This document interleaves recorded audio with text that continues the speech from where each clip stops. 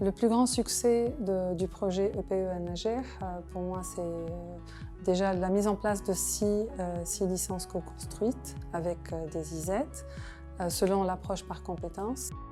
Les offres de formation souffraient d'un manque d'approche pédagogique moderne et ce projet était venu à point nommé pour proposer une démarche fondée sur l'approche par compétences. Et cette approche par compétences va révéler, en plus des diplômes, des compétences professionnelles et personnelles, tant attendues par le monde socio-économique et culturel. À l'origine, donc, les IZ sont conçus comme des établissements d'enseignement pour donc, fournir une formation professionnalisante. Mais lorsqu'on a fait les rencontres avec les industriels et d'après les réalités du marché, on a constaté qu'il y a un grand gap entre les compétences des ressortissants et les demandes des professionnels. L'approche par compétences répond bien à ce besoin.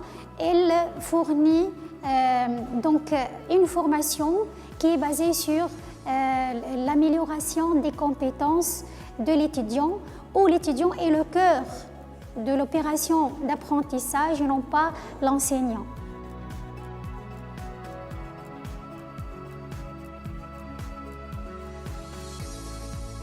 On a des compétences qui regroupent des savoirs, des savoir-faire et des savoir-être.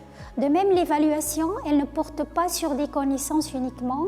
L'étudiant est confronté au cours de l'examen à une situation authentique au cours de laquelle il va donc faire preuve des savoirs qu'il a acquis, des savoir-faire qu'il a développés et des attitudes nécessaires. L'étudiant, il fait les liens entre les connaissances et entre les cours, c'est-à-dire il y a une cohérence au niveau des acquis. Il n'y a pas des acquis qui sont séparés selon la matière et selon l'enseignant. Donc ici, l'étudiant est capable de capitaliser les différents savoirs et savoir-faire. L'approche par compétences nécessite l'implication des industriels au niveau de l'analyse situation de travail. Donc on était redevable en tant que comité de développement de licences co-construites, de programmes de formation, d'inviter les industriels à travailler avec nous pour construire une image fidèle, réaliste, de besoins des industriels en termes de compétences nécessaires en termes de maintenance des engins agricoles. Ce qui est innovateur pour la Tunisie, c'est à travers le projet EPE, ce qui était apporté par nos partenaires canadiens. Essentiellement, au début, c'est l'application, parce que de l'approche par compétences, dans l'enseignement supérieur, nous avons eu des formations sur l'approche par compétences auparavant, mais on n'a jamais pratiqué ça de nos propres mains. Donc c'est la première fois où nous procédons à une analyse de situation de travail réelle. C'est la première fois que nous confrontons un professionnel pour lui poser des questions, pour savoir qu'est-ce qu'il a besoin en termes de compétences, cibles chez les étudiants. Ça, c'est parmi les parties les plus novatrices. Pour l'approche par compétences, c'est toujours le grand changement que j'ai constaté, c'est toujours d'imaginer des scénarios de mise en situation authentique. À chaque fois, on devrait savoir le degré d'atteinte de la compétence. Toujours, on va voir les choses avec un peu de recul. Est-ce que je dois plutôt mettre l'accent sur ces notions-là si ce n'était pas très bien maîtrisé? Et la scénarisation des évaluations, puisqu'on devrait surtout respecter cet alignement pédagogique par rapport au savoir qu'il a eu l'étudiant. On a vu donc l'impact au niveau des qualités de nos étudiants sur le terrain. Et là, on a ressenti ça, surtout suite au contact avec les professionnels, les responsables des entreprises dans le domaine, et qui ont bien apprécié nos étudiants et les compétences de nos étudiants lors de leur stage en entreprise. L'intégration de professeurs qui sont issus du terrain nous a grandement fait gagner en compétences pendant cette année.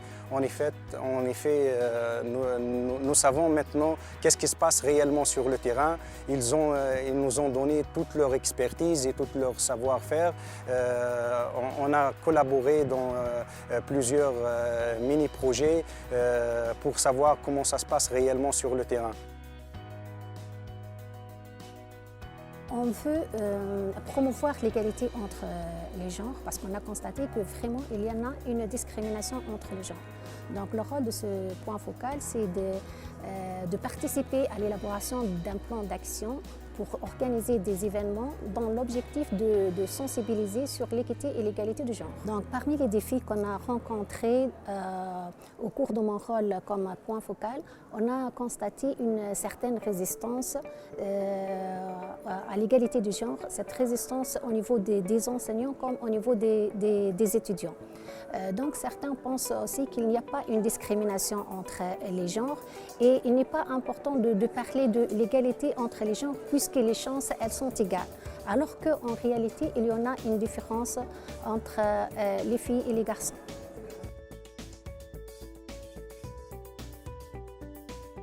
Concernant les points focaux genre, ils ont préparé une charte en collaboration, tous les 20 points focaux genre actuels.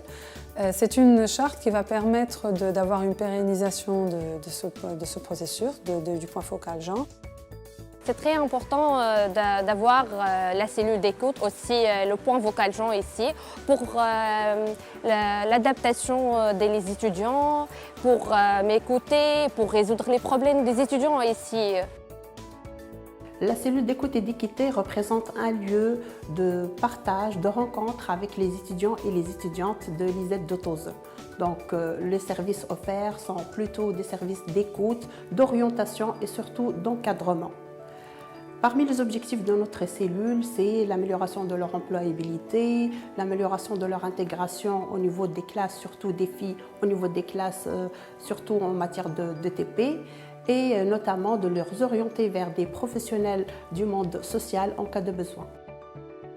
قررت باش نسجل في الإجازة هذه اللي هي تكوين في السياحة البديلة اللي هي فكرة جديدة ونفتقروا للحاجات هذه في المنطقة متاعنا وهذا باش يساعدنا نطوروا في المجال هذايا ونحافظوا على المحيط متاعنا.